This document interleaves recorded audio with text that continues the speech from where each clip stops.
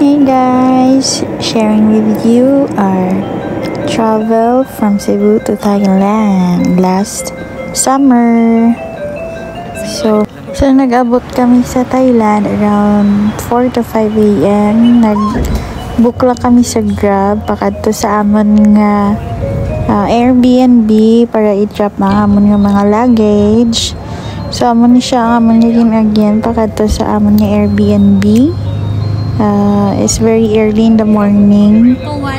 Pero late ang ila time dito, 1 hour. So after sa amon Airbnb, nagkadto kami dayon sa kay J5. Pero while waiting sa amon nga line, nagkadto kami anay sa Tipsamay. As in, ano lang sila, tupaday lang sila. So gitry naman ng ilang mga food, as in legit namit, as in super. Ang amon nga order is ang pad thai kag ang chai milk tea nga super namit, as in you should try it. Hay kay kuya nga bantay sa amon nga gakaon.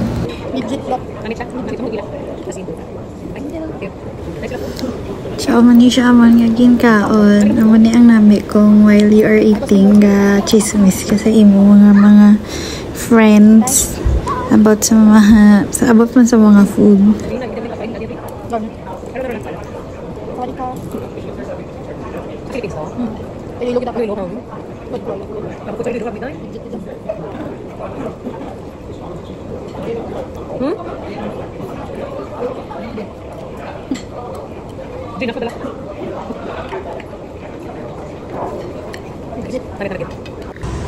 So, ang next naman yung katuan is ang kay J5.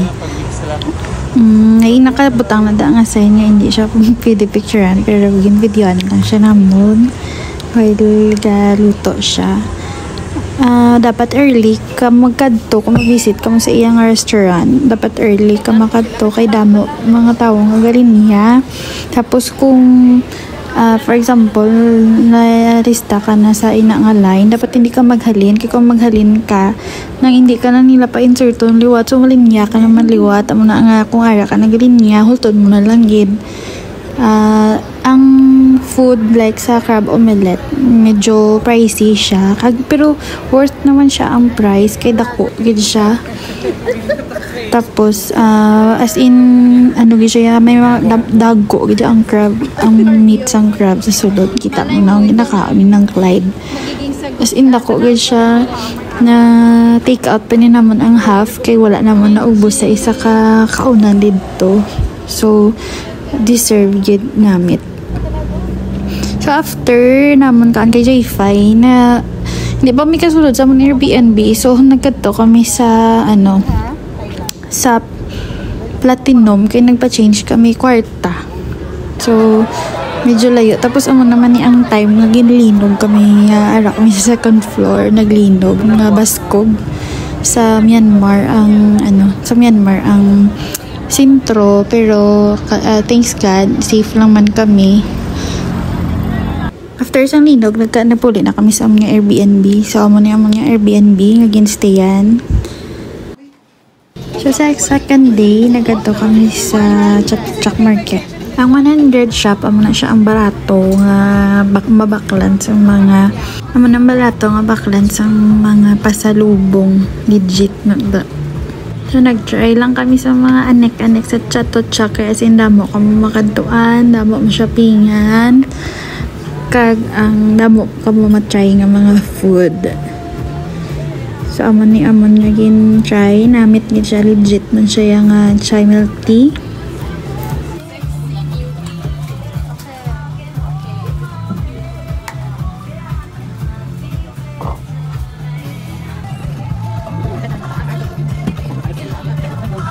Then, naman ni amon nga lunch sa Chatuchak Market manigyapon, pero kay gamay ilang space kag damo silang customer, mahulat gid mga pila ka minutes, pero worth it man.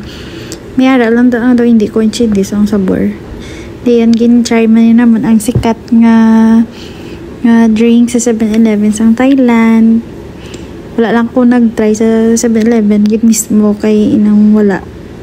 That time wala sang ice kag tugadali gid kami kido kadamo sa ila customer. So amo na lang ni amon na akong ginbakal kag try ko na lang sa amon ni Airbnb, as in worth it man kay namit gid siya. Legit man nga namit. So amon ni ang view sang amon ni Airbnb sa piyak nga side, mga house gate, pero sa side sa among Airbnb is the mga for rent siya or for Airbnb. So pagkagabi nagkadto kami sa Chinatown sa Thailand. Is damo man din mga legit nga mga food nga mga Michelin star. Ari kadtoan ni okay namit nila pork chop. Kag namit man ang ilang mga dish di. Damo man may galinya. Tapos ari namit man ni siya o ari lang siya sa sidewalk ya. Pero Michelin guide pa ni siya. Namit gid ang iya mga donuts. Tapos nagkadto kami sa Wat Arun nga view, ang rooftop bar nga may view sa Wat Arun. So amon nga third day pa kadto kami sa Pattaya. Makakadto kami sa may Nongnok, kay Muding, kag sa temple. Amon ni aman itinerary for today. Medyo layo lang ang Pattaya pero worth it man siya kadtuan.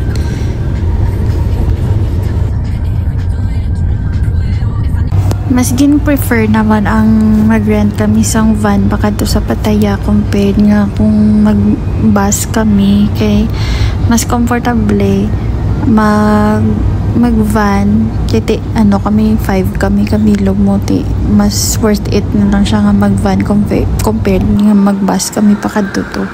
So ari na kami nag-abot na kami sa Nongnok. So nag-book kami nga daan before kami nagkadto dito, so everything nga nabaydan na namon. Amo ni siya ang sa sulod nga mga nga view dito sa sulod. Tapos dako lang yun siya kag damo ka na malagawan sa sulod, ma-enjoy most especially ang mga bata. Ay damo to silang mga nakita ang mga dinosaurs, mga animals. So may elephant din sila.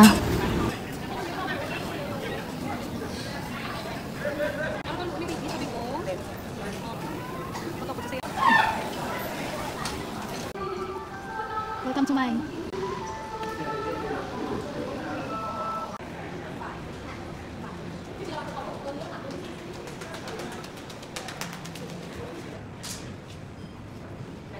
So, diri naman nagpakaon kami sa mga deer. Kami doon ni Dok sa guban.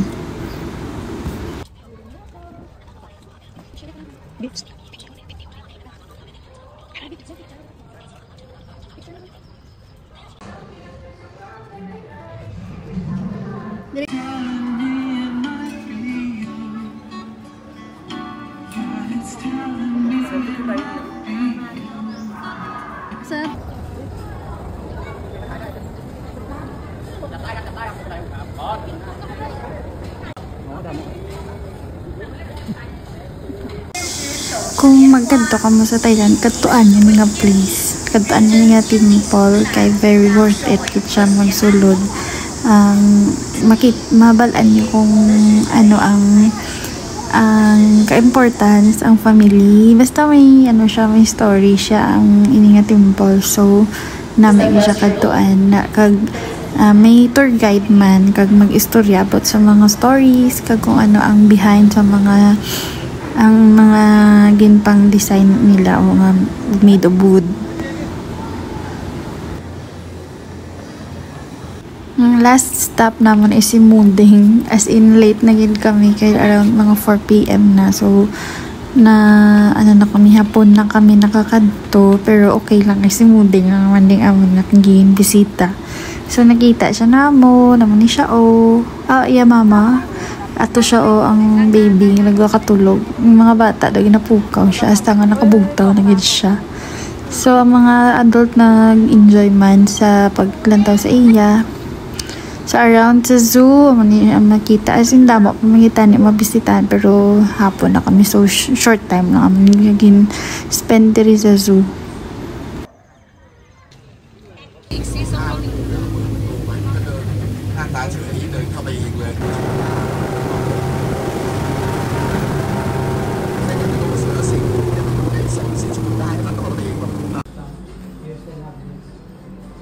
So, ang itinerary naman next day is magkadto sa Corpanish para i-try ang mango sticky rice. So, nagsakay mo kami tuk-tuk. Makadto sa temple naman liwat.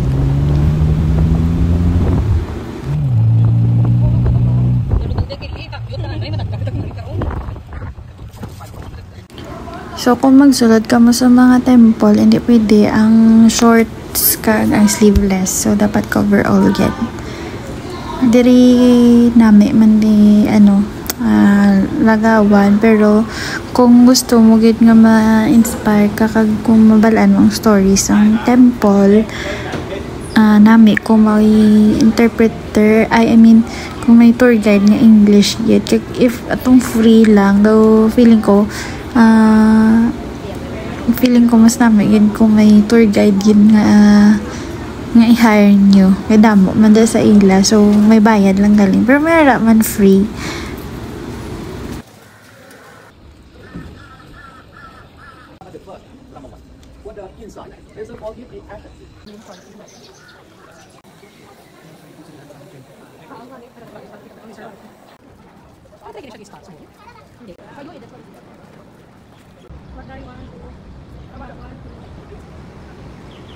So after naman sa Grand Palace, kadto naman kami sa Wat Aron nga temple. Ito naman niya pwede ka rent sa mga gown. So sa Kluk lang kami sang ferry. Nag-book sang ferry. After sa Wat Aron, nagpa-Icon Siam naman kami. Diri kami mas nag-enjoy sa mga food pagid kaya di pilian. Ang mga exotic foods, ari mandi, mga different kinds sa mga Thailand food, ari di mapili ka na lang kag mausog kag di. Affordable naman siya. So here gin-try ni Doc ang scorpion.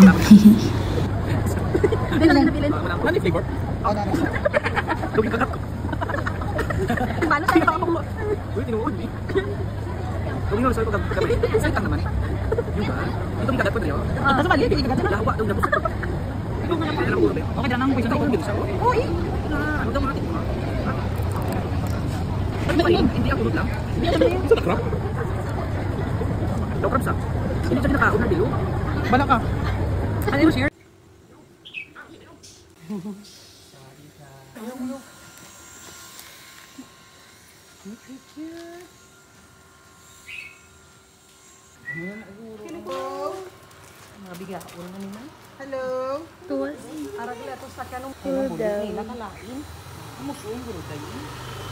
Sa last day naman, diri naman kami naglagaw sa ginlinugan kami. Pero diri nga area, dapat di barato nga pilian. Tapos after sang lagaw namon, prepare naman kami sa amon mga gamit. Kaya makadto naman kami sa amon nga cruise. So, amon ni siya ang views ang Icon Siam while waiting sa amon nga cruise kay ma-dinner kami sa sa amon nga cruise as in worth it. You should try it kung magkadto kamo sa Thailand. So, amon ni amon last nga itinerary.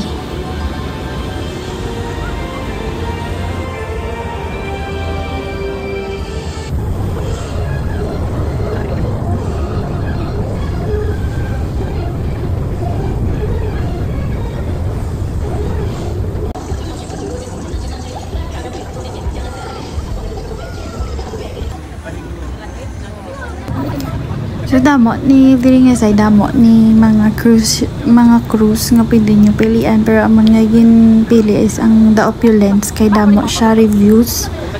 So amon na siya.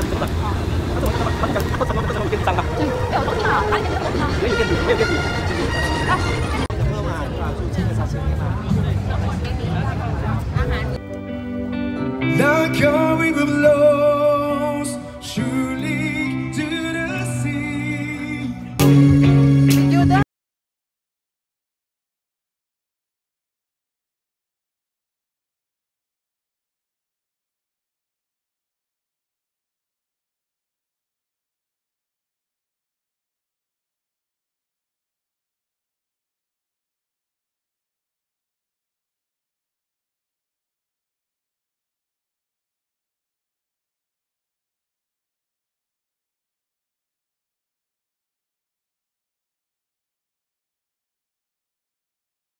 So may pa-free cake sila kag may pa-birthday kung birth month mo na ang pag-kadtong or pag-sakay mo sa cruise nila. So amo na nag-celebrate kami ni Ambing Berry. UBR 22 and UBR 41. Who's celebrating their birthday but want to keep it private? Happy birthday!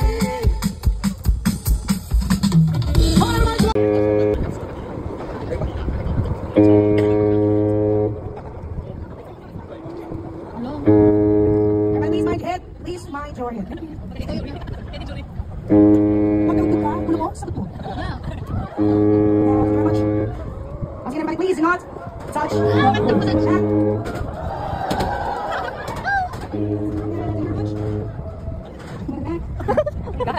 Survive.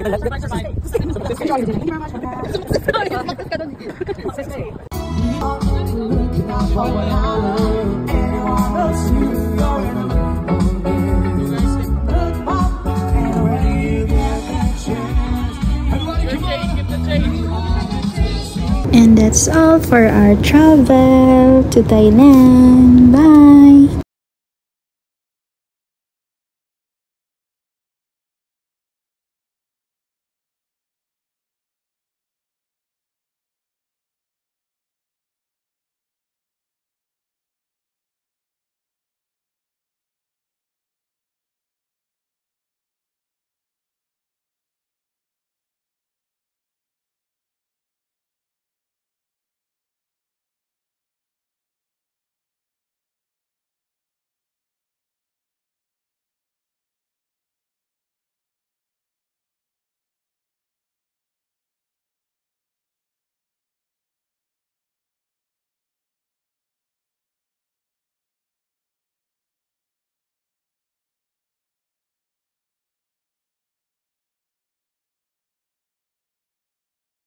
And that's all our trip to Thailand.